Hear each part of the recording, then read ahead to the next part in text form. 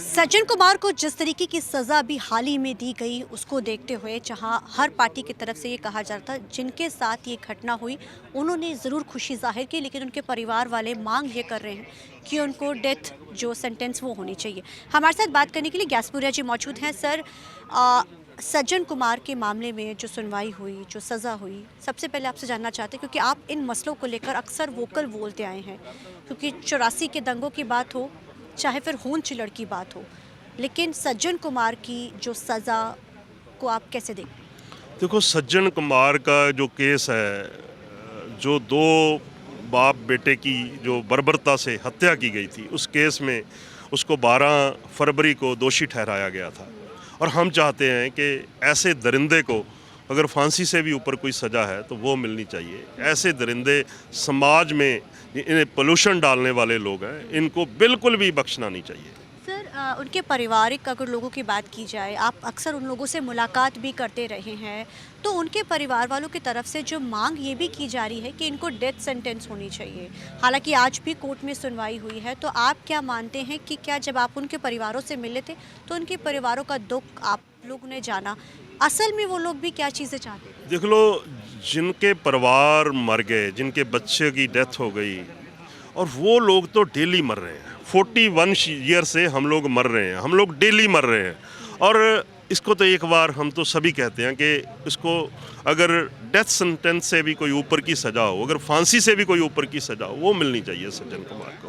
तभी जो है, जो हमारे हृदय हैं वो शांत होंगे। इसको लेकर भाजपा की तरफ से अपनी पीठ लगातार तपतपाई जा रही है। वो कहते हैं कि हमने ये सारे मसले में किया, कांग्रेस को लगातार खींचा जा रहा है। तो आप क्या समझते हैं जो राजनीतिक पार्टियों का कन्फ्लिक्ट, क्योंकि उस समय जो चीज़ें देखी गई, अब जिस तरीके की जो एक क्रेडिट वॉर जो चली है, क्या आपको लगता है वाकई में जो इतना लंबा अरसा, क्योंकि सर 41 ईयर्स बहुत लंबा अरसा होता है। देखो, अगर भाजपा इस चीज़ को लेकर क्रेडिट ले रही है तो सेम केस दूसरी जगह में अगर हो रहे हैं, वहाँ पे भी अगर भाजपा की सरकार है तो वो डिस्क्रेडिट भी भाजपा को ही लेना चाहिए ना।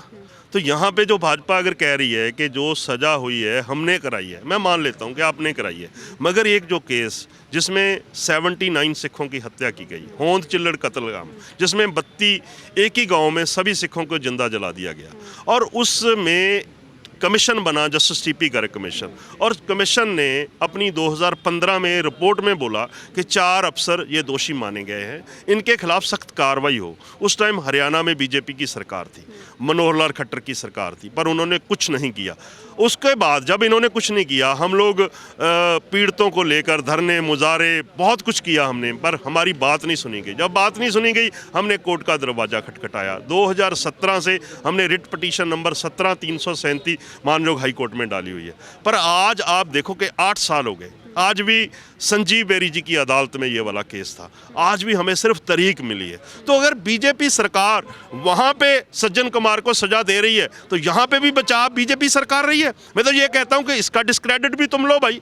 सर, आपको नहीं लगता कोर्ट का मसला है, इसमें कोर्ट की चीज़ें होती हैं, हालांकि कोर्ट की तरफ से डेट दी जा रही है, तो लगता है कि पैरवी जो है उनकी तरफ से भी की जा रही होगी? नहीं, मैं वही तो कह रहा हूँ ना कि बीजेपी कोर्ट के मसले में तो बीजेपी कह रही है 12 तारीख को उनको बोला गया कि ये दोषी है, तो बीजेपी ने फ्रंट में आके बोला कि हमने सजा दिलवाई। वहाँ पे भी कोर्ट का मसला था ना, तो वहाँ पे कोर्ट का मसला अलग कैसे हो गया? तो इसका मतलब वहाँ पे बीजेपी ने सजा दिलाई, मैंने मान लेता हूँ, मैं बीजेपी की पीठ थपा देता हूँ, भाई तूने सजा दिलाई। तो यहाँ पे भाई 8 साल हो गए, तो यहाँ पे भी आपने रोका ना। अगर वहाँ पे आप सजा दिला सकते हो तो रोकने वाले भी आप ही हो। हरियाणा में भी बीजेपी की सरकार है, रोका गया इस मसले को? तो इस मसले को बीजेपी सरकार ही बताएगी।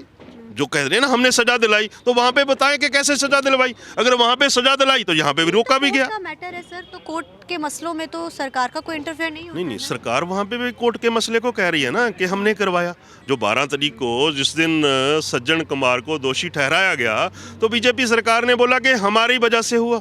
तो अगर आपकी वजह से कोर्ट के मसले को वहाँ पे इफेक्ट किया गया, तो इसका मतलब यहाँ पे भी आप कोर्ट के मसले को इफेक्ट कर रहे हैं। मैं तो यही बात पूछना चाहता हूँ ना कि वहाँ वाला मसला और सेम मसला, वहाँ पे 2 लोगों की हत्या हुई, यहाँ पे 79 लोगों की हत्या हुई, तो वहाँ वाले मसले को तो कह रहे हो कि हमने किया, जहाँ पे रुका हुआ है वहाँ कह रहे हो कि कोर्ट का मसला। आपसे आखिरी सवाल है, यहाँ मसला क्यों इतने लंबे से अटका हुआ है? क्या कारण है? कोर्ट में किस तरीके की दलीलें रखी जाती हैं और क्यों इतना समय लग चुका है? कोर्ट में मैडम आपको बताएं कि आज भी ये संजीव बेरी जी की अदालत में केस है, 252 नंबर ऑर्डिनरी पे लगा हुआ है। शाम के 6 बजे भी हमारे को तारीख टाइम नहीं मिलेगा तो अगली तारीख डाल दी जाएगी।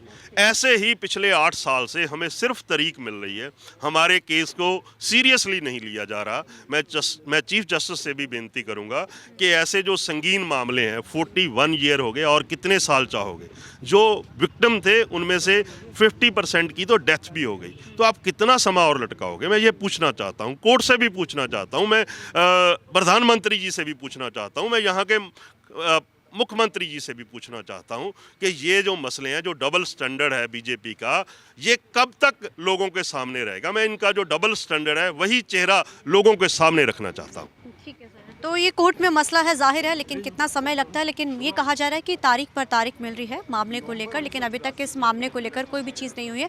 लेकिन सज्जन कुमार को लेकर उन्होंने ज़रूर कहा कि उनको अगर डेथ से भी कोई बड़ी सज़ा है तो वो ज़रूर मिलनी चाहिए। कैमरामैन अलजिंदर के साथ चंडीगढ़ से TV9 के लिए अमनप्रीत कौर।